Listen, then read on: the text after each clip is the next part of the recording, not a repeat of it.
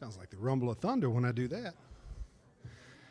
Good morning, everyone. Thank you for being here. I'm Chris Goodwin with the Mississippi Department of Archives and History. Welcome to this week's History is Lunch program, which is sponsored by the John and Lucy Shackelford Charitable Fund of the Community Foundation for Mississippi.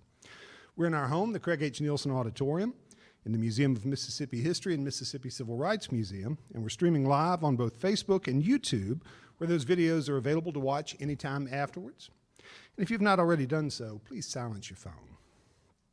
Don't forget that this Saturday, May 13th, we'll have the second Mississippi Makers Fest.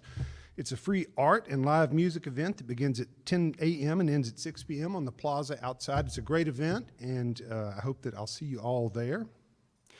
Remember also that the traveling exhibit Emmett Till and Mamie Till Mobley Let the World See is upstairs and runs through May 14th. Admission to that is included with your ticket to these museums. And remember that History is Lunch attendees can visit the museums and the exhibit free of charge after the programs. I hope you'll join us again next week for History is Lunch, when we'll welcome back former MDAH staff members Mike Bunn and Clay Williams to talk about their new book, Old Southwest to Old South, Mississippi, 1798 to 1840.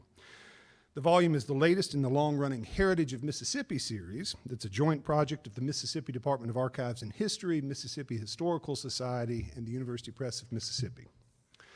Today, we are happy to welcome back our friend Roderick Red and our colleague Sarah Campbell to present The Defenders, How Lawyers Protected the Movement. Jackson-based media company Red Squared was commissioned by the Foundation for Mississippi History to produce that film for the Mississippi Department of Archives and History.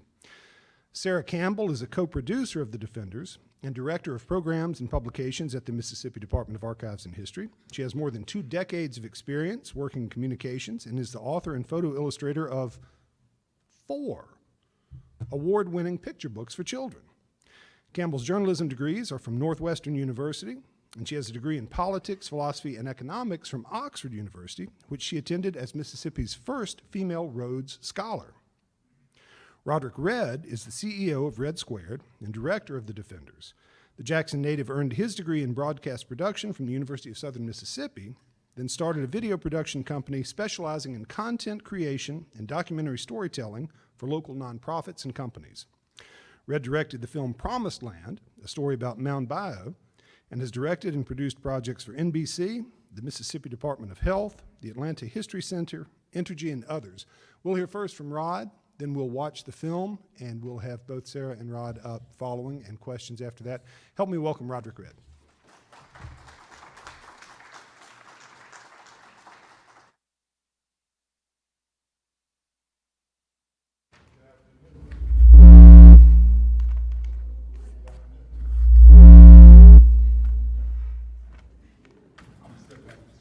Thank you guys for coming. I'm excited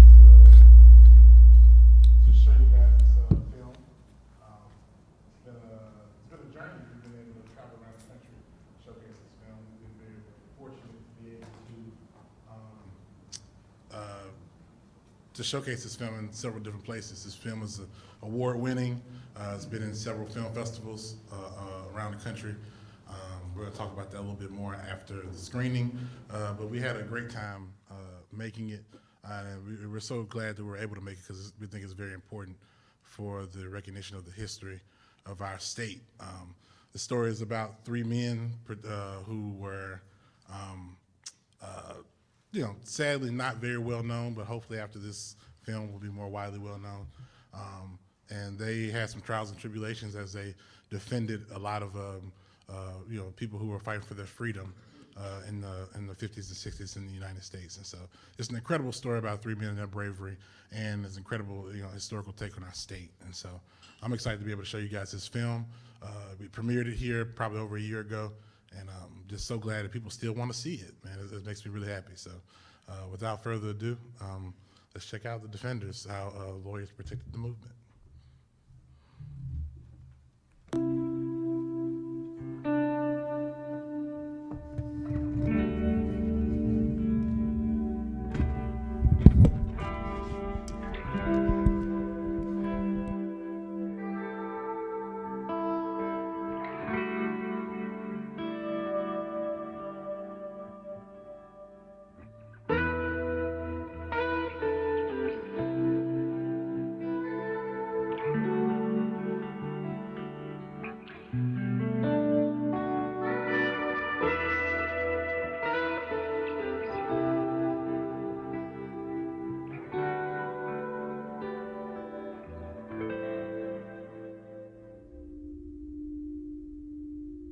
The movement involved some great and courageous people.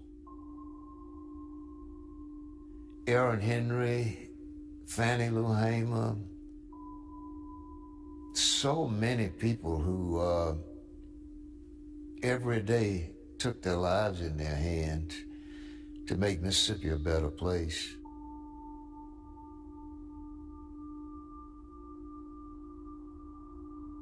But they had to have lawyers likewise.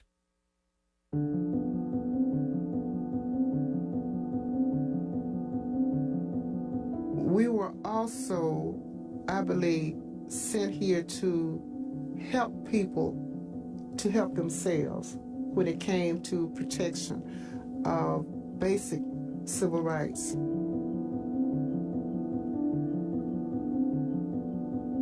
Mississippi. It was the worst of the closed society. Blacks have been shot down in cold blood and their homes burned when demanding the right to vote. There were so many things going on in Mississippi that were bad. There were so many people who were arrested unfairly, in jail unfairly. Oh, the need was so overwhelming. It was when I saw mass arrests, and there were 3 black lawyers and 900,000 black folk. But I sort of said that it was very clear. That got me through law school. And I knew where I'd go.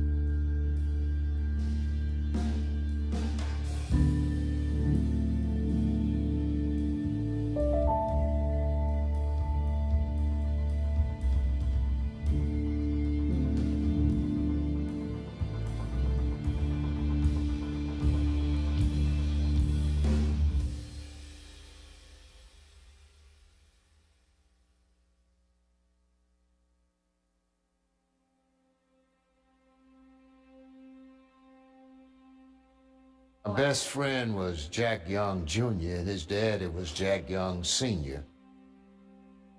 And I pretty much grew up in Mr. Young's house. I was there often, and Mr. Young was a lawyer for the NAACP. He represented Jane Meredith, he represented Medgar Evers, he represented the Freedom Riders. He was the go-to civil rights lawyer in Mississippi. R.J. Brown was probably one of my favorite lawyers. I loved to hear stories. He was a comedian, but above all, he was courageous. And I admired his courage more than any lawyer I've ever known.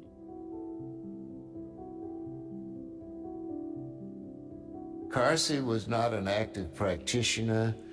He was the president of the NAACP. He was mostly active in Jackson with the NAACP. He was active with the Freedom Riders.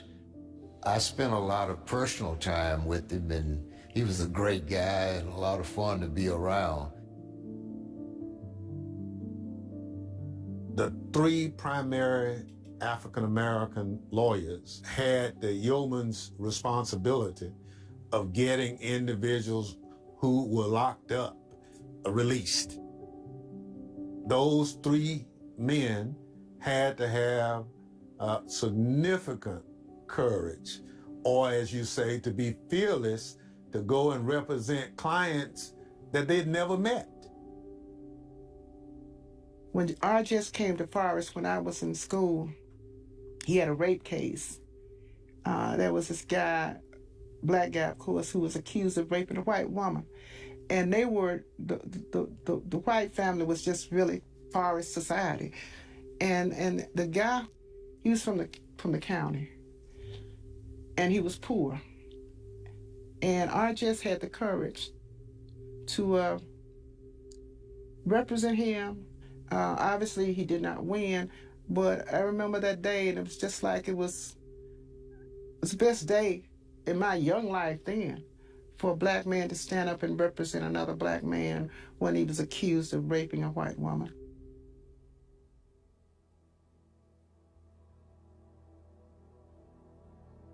First of all, the University of Old Mississippi did not accept any blacks, so no blacks could go to law school there. But those who graduated from law school there had a free pass. They didn't have to take the bar. I remember my dad said that when he went to take the bar in Jackson, that the blacks had to ride on the freight elevator up to the floor to take the exam, whereas the whites rode on the passenger elevator. So there was even discrimination in which elevator you rode on to take the test. And many blacks, and I believe Jack Young and Carsey Hall were two of those who studied under other lawyers here, in Mississippi before they took the exam, because that's what blacks had to do. There were only 2 law schools in Mississippi, and one of them was at Ole Miss, and Ole Miss did not permit African Americans to go to law school or any other school at the University of Mississippi.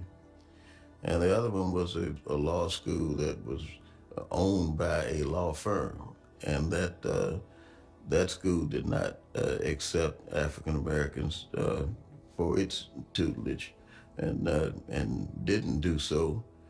Even when I became a lawyer, I was not even allowed to go to their bar review course, and it was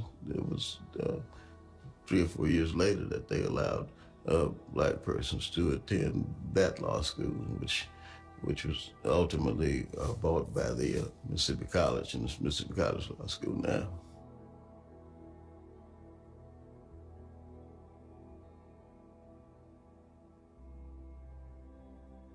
I'm trying not to borrow any money this month, hoping that by the end of the month, things will break for me. As I told you, I've been working on the workman's compensation case, which should have a fee of around $500. However, for the first time since I began to practice, I've run into a case where prejudice and prejudice alone has kept me from being paid. A poor cracker on the commission has refused to okay a settlement for my client, which had been agreed upon by a lawyer of an insurance company and myself.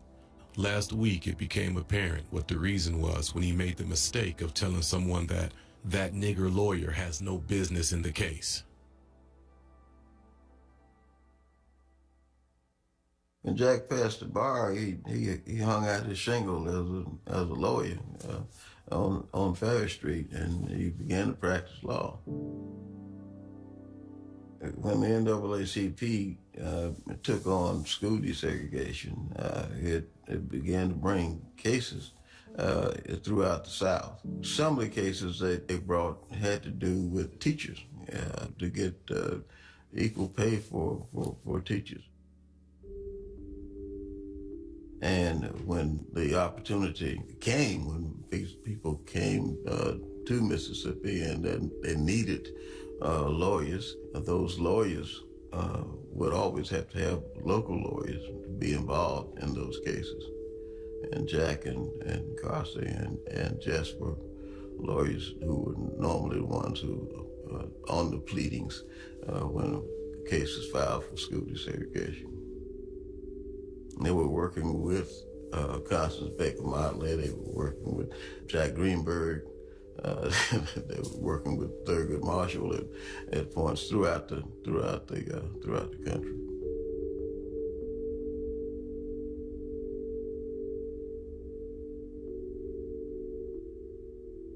Dear Medgar, I am being held by the authority of LaFleur County, Greenwood, Mississippi, on a charge of rape, which involves a white woman, which makes it a racial issue.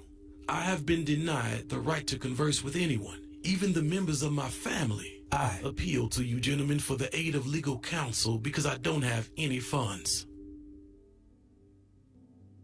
Very few people come along like Mega who will put their life on the line every day, and he did that. He was an inspiration to so many Mississippians and made a huge difference in our state. There were so many things going on in Mississippi that were bad that he had to go and get his arms around and try to correct. And he and Jess and Jack were the people who did that. There were so many people who were arrested unfairly, in jail unfairly, and they called Mega, and Mega called Jack, and Jack called Jess, and that's the way it worked.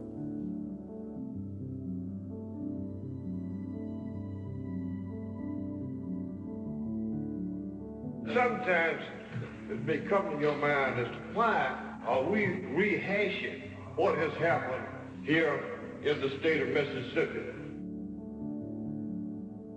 I heard a history teacher who taught in Lanier High School, and his statement of fact was this: he who knows nothing of the past has little understanding of the present and no conception of the future.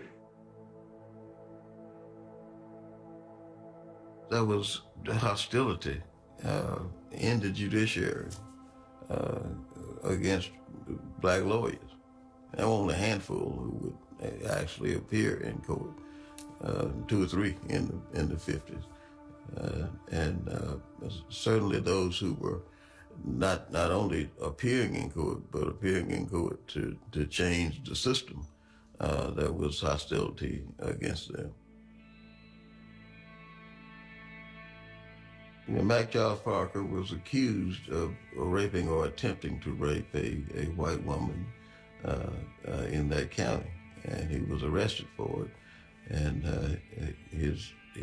and Jess Brown was engaged by his mother to represent Mac Charles Parker against that allegation. Who employed you to represent M.C. Parker? M.C. Parker's mother employed me. In fact, she came to me and employed me to represent him. You weren't employed by the NAACP? No, I was not employed by the NAACP or any other organization, group partnership or anything else other than his mother. How did you feel that you were treated in trying this case in Pearl River County? Well, personally, I tried the case, and I was assisted by Attorney Jack H. Young of Jackson. And we were both accorded, so far as attorneys are concerned, the same treatment as we received anyplace else in the courtroom by the court officials. Did you see any indication of undue hostility or any indication that there might be violence in connection with this case? Well, frankly, I didn't notice or observe any indication that there would be at that time. However, prior to that, the county attorney stated that it would be hassle to bring him there for preliminary hearing. When Jess tells the story, he was conveying that the judge was likely aware that there would be a lynching, that Mac Charles Parker would probably be taken from jail and lynched, which was not unusual in the South in those days. It was a part of what we lived with in the 40s and 50s and into the 60s. Early on, there were a lot of things going on, boycotts. The leaders in every community would get arrested. We had to get them out on bond. I didn't know how to do that. Jess did. But I do remember that, them traveling together to these different places, arguing cases. They would ride together. They would leave maybe about 4 o'clock or so in the mornings. My dad would always have his briefcase. and he'd have a lunchbox, a lunch that my mother had packed for him, you know, the night before, because there were very few places where Black people could eat, you know, in these small towns. And he would also they'd have a typewriter on the back seat in case they needed to type some documents or so forth and so on. One of the stories I heard about Jess Brown in court was the fact that he knew this particular judge had nothing good for Black people and his client. And he told a young Black lawyer with him, said, now I'm gonna raise this issue and the judge is gonna go absolutely crazy and throw me out. But it's gonna also get another judge on the case because of how he gonna act with me. And lo and behold, just raised some issues with the judge. Judge got mad, threw him out, made all kind of reversible error, and lo and behold, he ended up with another judge after the appeal, and his client got off. But he spent a night in jail. Medgar would refer people to my father for legal assistance. He would refer clients to my dad, and they would travel together, sometimes to different small towns, you know, where these clients lived. And I remember after he was assassinated in his driveway, I remember my dad saying that one thing that Medgar had told him is that one time when he dropped him off after a trip, he said, you know, Jess, the only place I feel safe is at home.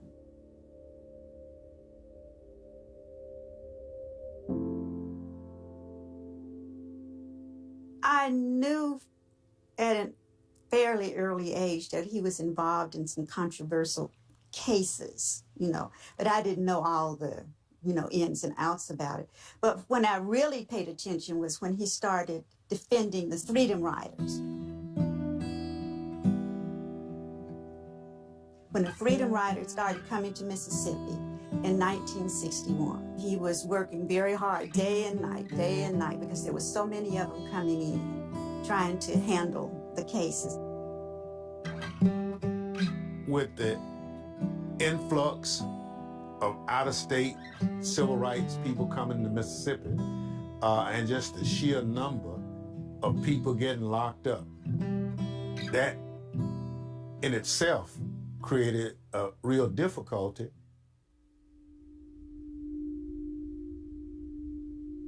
We would sit there and the calls would come into the Cocoa office. 300 in Meridian, 400 in Hattiesburg, all over the state, mass arrests. Now look, you gotta understand something. People are human. You know what it means to have a family and 3 children who you're supposed to be home with, to give some food, and you're sitting in the damn jail? Now stop to think what it means. People can be terribly courageous, but what? A fear begins to set in. The most important thing that those people who actually got and put their lives on the line, the first school desegregation suit was brought by Medgar Evers, and he was killed. And then Gilbert Mason, I think they bombed his house one time. Then it was Aaron Henry. His wife was fired from her role as a teacher in the school district. The Hudsons in Lee County, who had to sit up with their guns all night to keep from getting bombed. I think their house was bombed at one time.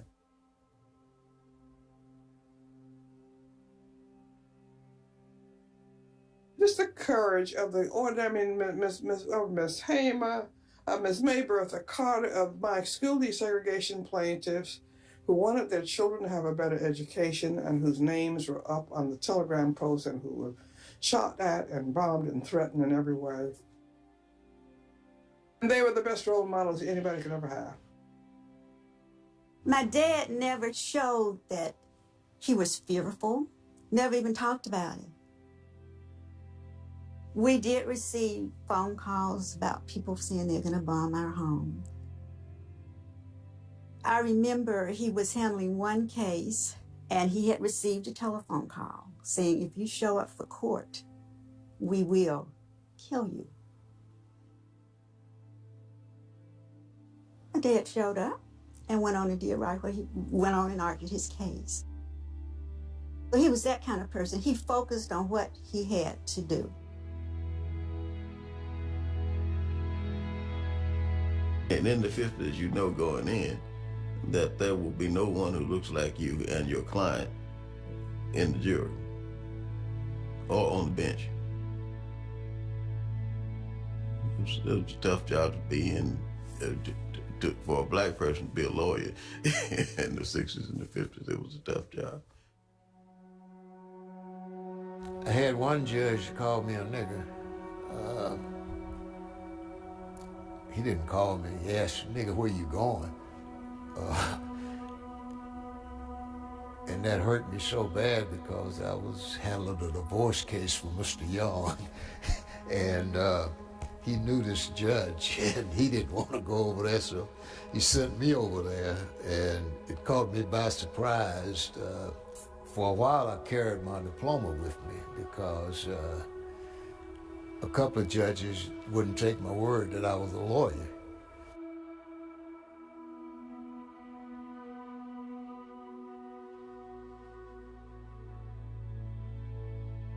And it was when I saw mass arrests, and there were 3 black lawyers, none of whom had gone to law school, bless their hearts, but they'd studied law. And there were 3 black lawyers and 900,000 black folk. And most white lawyers didn't take any black cases, that certainly didn't pay. And so that got me through law school. And I knew where I'd go. And so what happened was it was national groups that came to the rescue, that sent whole, cadres of lawyers to Mississippi to help. The Lawyers Committee for Civil Rights Under Law, the NAACP Legal Defense Fund, the Constitutional Law Center. All of these groups established offices right there on Ferris Street in Jackson.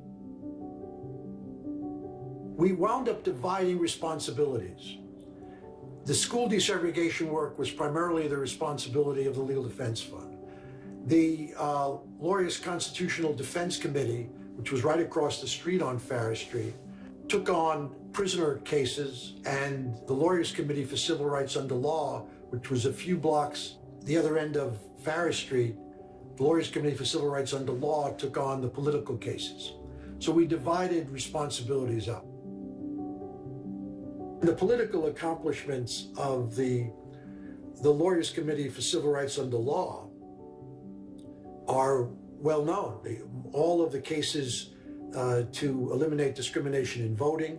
Frank Parker, who worked at that office, we lost him, he died at a very young age, brought the litigation to eliminate discrimination in polling, and he backed a number of the candidates that became the first black elected officials in the modern history of Mississippi. Had it not been for Frank Parker's ability to understand the importance of the Voting Rights Act and how you apply it, a lot of us wouldn't be elected today. When the Lawyers Committee came in, when the Lawyers Constitutional Defense Committee came in, and we had a number of lawyers who started to come to Mississippi as a frontier. The resistance continued, certainly through the 60s. Second year as governor of this great state, why, we had a lot of attention paid to us that year. The Freedom Riders came to see us. You remember that? Thousands of Freedom Riders. And I got on television and I told the people to treat them with every courtesy, as long as it didn't violate our laws. But I said, when they start violating our laws, put every one of them in jail. And you know, Alan, you did that.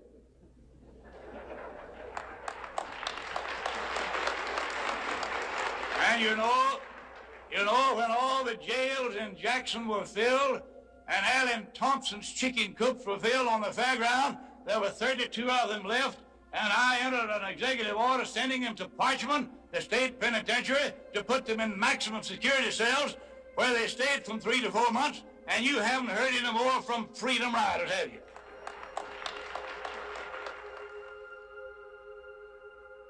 If you could have seen the way black people were treated, it was just horrendous. My name is Willie Lowe, and I was arrested Monday about noon for demonstrating too. I was over in the boys' side where they separated the white boys from the color, and they had us all packed against the wall where we couldn't stretch our legs, move our arms, where we would catch cramps and things like that. We couldn't use the restroom. We couldn't get in the water without they say so.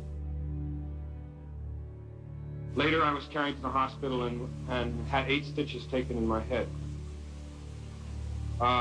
Another person was beaten by the same policeman. Stitches were taken in his head, and he was kicked while he was laying on the ground after he was struck with a club. It was a gruesome scene. I wouldn't have believed it if I hadn't seen it myself. It has been my opinion in the past, and is my belief today, that these marches, or assemblies, or demonstrations, or parades, or gatherings, or anything they are called, will accomplish nothing. There has not been any proven instance of police brutality, but it is something that they like to talk about when they break the law. There are no justifiable complaints here. One of the strategies for defending persons who were involved in the civil rights movement was to, once they were arrested, to have their cases removed to the federal court under a law that was passed back at the turn of the century. And that's one of the strategies that local counsel and counsel from outside of the state would use in order to get a fair trial for whatever these persons were accused of. A law review article, which was cited by the Supreme Court of the United States, it was related to removing cases from state courts where we couldn't get a fair trial to the federal court. And this gave us time to corral our forces. And this is when the out-of-state lawyers started coming in. In the very beginning, out-of-state lawyers, even though he was a lawyer, he could not practice. We would have to take him to court, you know what I mean, and introduce him, and then he would, would have his say. But just three lawyers, we couldn't take lawyers all over the state. So you see how we were hemmed in, and it took some time.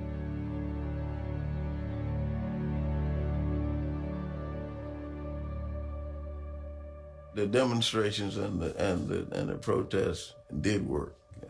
It galvanized a large segment of the country as a whole. It broke the spirit of apartheid that we had in the state of Mississippi.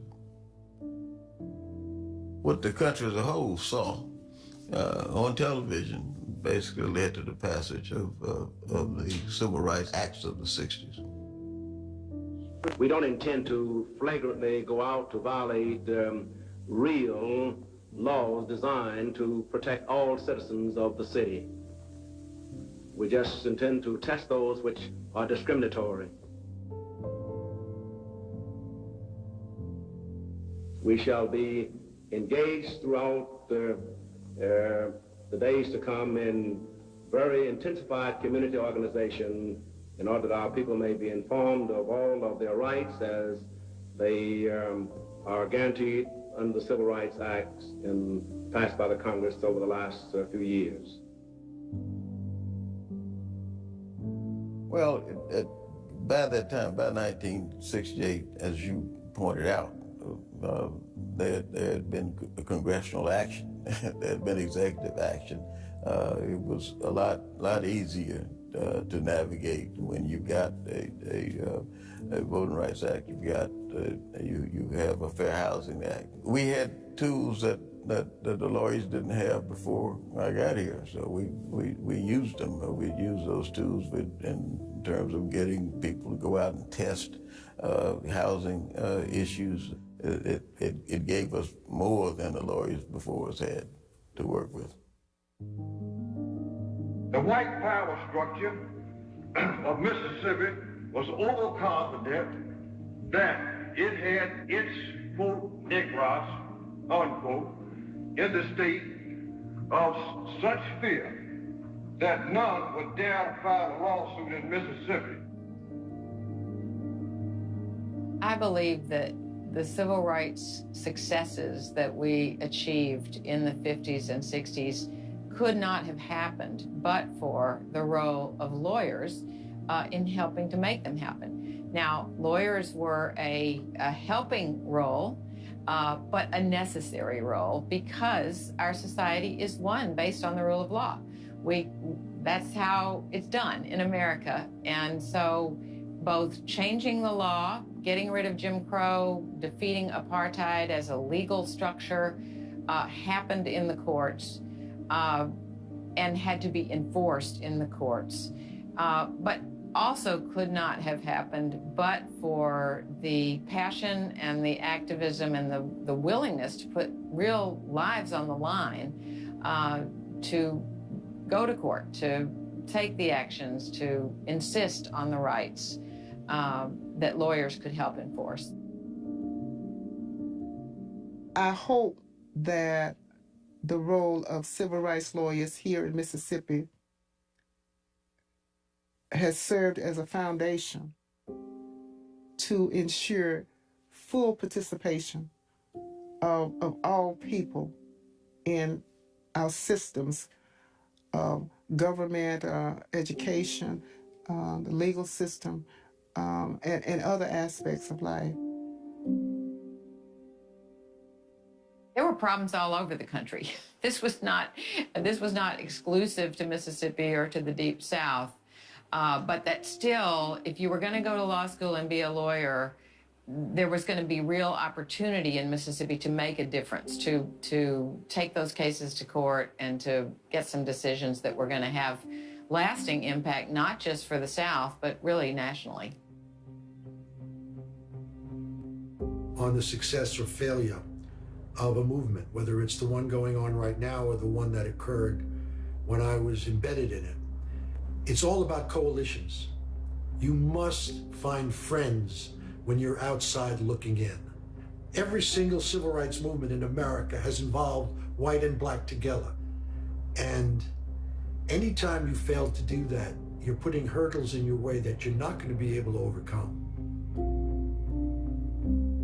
Mississippi was fortunate enough to have 3 homebred lawyers and a whole lot of lawyers from around the country who came to Mississippi and just made enormous sacrifices.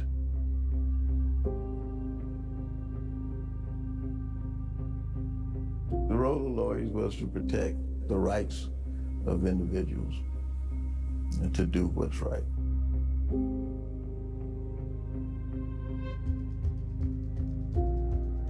What was required? What was required was the direct legal intervention of the people themselves, of the black movement themselves, with their own lawyers.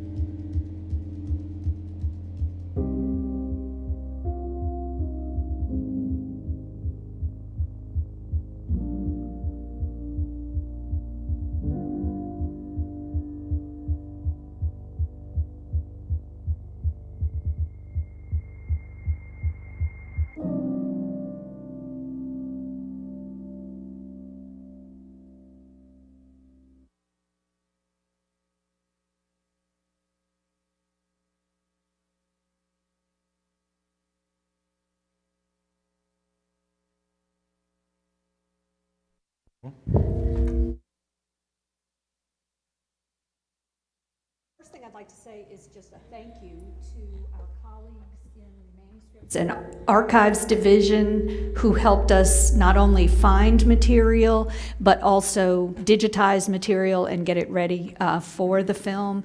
And also, one more thank you to our sponsors, to Butler Snow and the other people who gave financially so that we could make this film. Definitely. So we want to open up the floor for any questions you guys may have at all. So any questions at all about the film, the process, what you saw, what you're interested in at all? Yes. I don't have any questions about the technology of the film. I want to thank you for the film. This is the third time I've seen it. Thank you for watching it 3 times. Attorney Leventhal says that coalitions are the only way you can achieve anything. And prior to that, I was thinking might does not make right. Strategy and articulation makes right. You're not old enough. You may be old enough, but I believe you have studied the history. We have turned in on ourselves. I was a child in Jackson during this time, and I, as a child, knew many of those people and went to school with Attorney Brown's daughter. It pains me to watch that film because I know what happened even as a child, and I see it is happening again, but I don't think enough people realize the history. They think they know the history, but not enough people have studied the history to be able to move through the darkness that is coming. What do you think? I need to make a question. What do you think of what I've said?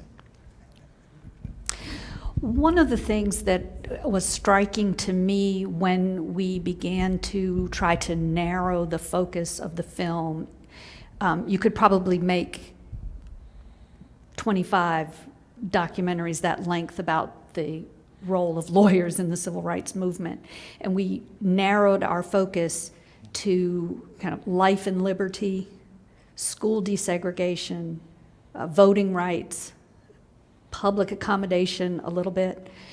But what was striking was that many of these attorneys were called because there had been an instance of police brutality. There was a taking of a life. There was a threat to liberty. And so when you see the kinds of things that we're seeing across the country today, it can't help but echo that. So we were struck by seeing attacks on the strategies that people use to litigate against voting restrictions or attempts to disenfranchise people. So that's what I would say to that. We very much saw parallels. Yeah, I think you hit it right on the head. It's crazy and unfortunate that it seems to be cyclical and it kind of comes around again. But I do think what Mel Leventhal said about coalitions is important. I'm learning, we're learning that now. Sometimes it comes back around and you forget, well, what was that thing that helped you win it before? And it was, you gotta utilize the folks that are on your side to be able to make that happen. It was, during Freedom Summer, it was the genius of who ran SNCC? Bob Moses. Bob Moses, of coming down here and using, young white, college students to do the work, because he knew if you kill young white students, there were going to be consequences to that, as opposed to just, using black students to come teach them down there. That strategy was smart strategy of trying to get things done, and kind of also morbid in a sense, because he knew that maybe Mississippi was crazy enough to do it, and they were. And there were consequences to doing that. And so, yeah, it's unfortunate, but yeah. I also thought it was interesting in terms of police brutality to hear the same denials that we hear today. And the difference is today we can actually see it on video. And it was just interesting hearing Mayor Thompson basically just say everything's okay around here in terms of the way that black people have been treated by the police. And I thought it was powerful that we added the part where Ross Barnett is speaking at the Citizens Council rally, basically proud of what they did to the Freedom Riders in terms of jailing them at Parchment and et cetera. It's one thing to read about these things in a book, but to actually see the video footage of these leaders during that time period, basically stamping their mark of approval, and even more than that, proud of the actions that they took. I think it really does add a whole new element. And I'm excited about the fact that this is going to be on YouTube and that more and more students are going to be able to watch this and learn from this. So kudos to y'all for such a great documentary. Thank you. Another thing that we were really happy to find was in the WLBT news film footage was the footage of Jess Brown. That was the only video footage we had of one of the lawyers. It was really difficult to find photographs. We did find some in the Sovereignty Commission files, but the documentation of this work was not in the state archive as much as it was in, police files or news files or Sovereignty Commission kinds of things. But even in this, we did have video of protesters being arrested whose heads had been cracked open, though. Right, yeah. First, thank you for this. Thinking about coalitioning and police brutality that's going on right now, I can think of 2 counties or 2 cities specifically right now in Mississippi, one being Lexington, Mississippi, which is in Holmes County, and also Forest, Mississippi, which is in Scott County. I'm interested to know, are you all sharing this with college students to make sure that they see it, specifically the University of Mississippi and also Mississippi College, to maybe start that coalitioning with these young lawyers and see if they want to go into these communities in Mississippi and do this work that they were doing right there in the film? Yeah, it has really been nice that we've been taking it to, we took it to the Reuben Anderson Young Lawyers Society at Tougaloo College. We showed it at the law school at the University of Mississippi. We showed it at the Inns of Court. It was shown to the Evelyn Gandy lecture series of the Mississippi Bar Association. So we really have taken it around, and as Michael said, it is now on YouTube. And one reason that we limited it to the size that the length that it was, 40 minutes, was because we wanted to make sure that teachers could show it in a class time frame. And there is a curriculum that our ed team created that goes along with it, so teachers can use that. So yes, it is our desire that it will continue to be promulgated in that way. Oh, Chris. Oh, yeah. I have two questions. One is, can lawyers practice across state lines? Are they limited like so many other professionals are in terms of being licensed to practice in a particular state? And then the second question is, considering the pushback on what they are calling critical race theory and the resistance to teaching the real history, if there will be problems getting this out. I'll answer the first question.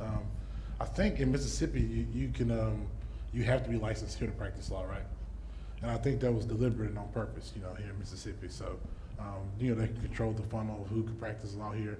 You couldn't have a bunch of out-of-state lawyers here that could just come and, defend people, that was on purpose. So, all the lawyers that came to the state, and there were many organizations that came through to the state to help out the lawyers, those 3 men were on almost all the pleadings of all the cases because they had to have a local, counsel to be the person that they ran the cases through.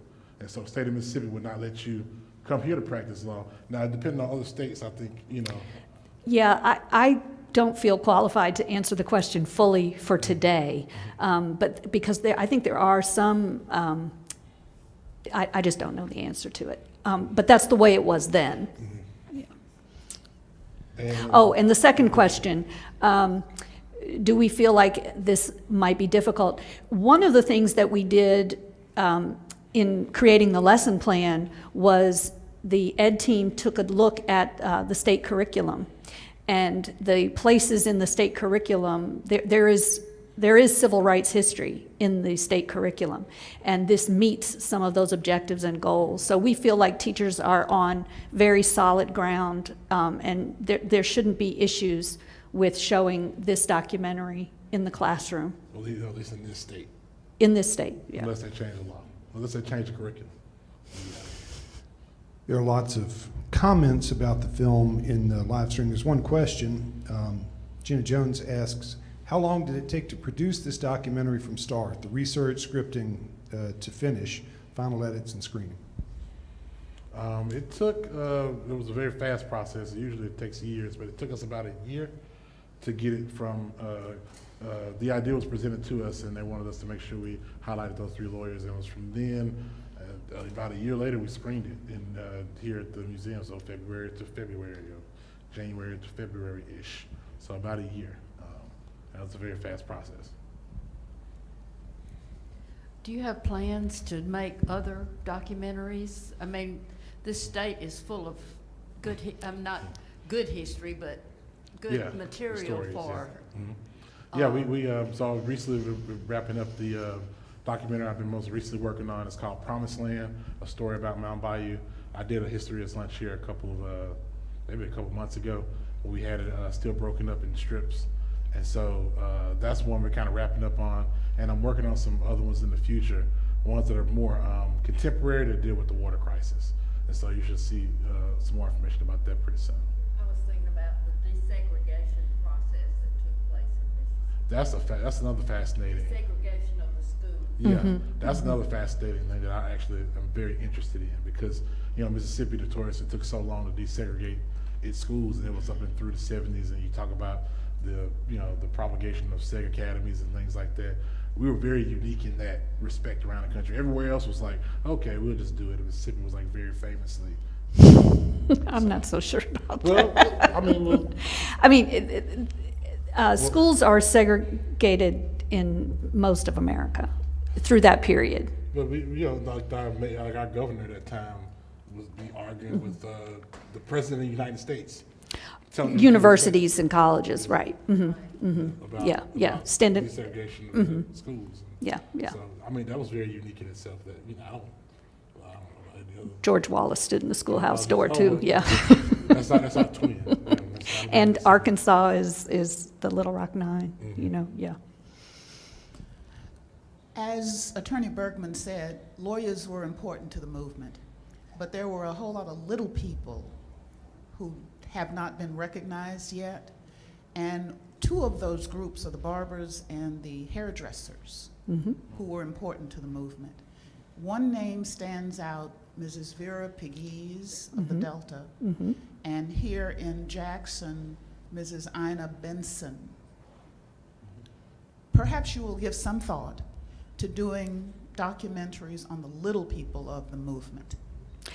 That is The unknown people. yeah, excellent idea. The untold stories. There's another woman, maybe Peggy Connor is her name, in Hattiesburg. Peggy Jean Connor.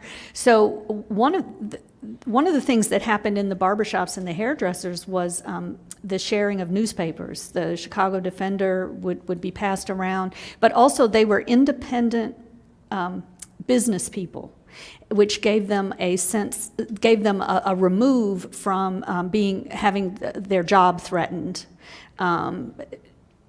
So you're absolutely right, and that is one of the things that was interesting and fun about this process was uncovering who those particular lawyers were. But as Martha said, and Arthur Kanoy says it too, it took the people to take the steps. The lawyers represented them, but it was a mass movement of ordinary people, local people, who made the demand for equal citizenship and continue to do so. So, yeah, we'll keep those in mind. I am an accidental documentarian, more a researcher and a writer, and so. Very skilled one. But I'm not so sure that I have another documentary in my future, but we'll see. Okay. We've come to the top of another hour. Thank you all for being here. There were, in addition to all of the compliments in the live stream comment section, a lot of questions about where to see this film again. And so for those folks, you can watch the video from this program anytime on Facebook and YouTube. And then if you go to the Mississippi Department of Archives and History's YouTube channel, you can watch just the documentary anytime. So this program is out there on Facebook and YouTube, and the documentary as a standalone on YouTube. I hope that we'll see you this weekend. I hope it doesn't rain Saturday. I hope a cool front comes through. Let's hope for it all. Thank you for being here. I hope that we'll see you back next week for Mike Bunn and Clay Williams and their new Heritage book. But for now, help me thank Rod Red and Sarah Campbell for this tremendous program.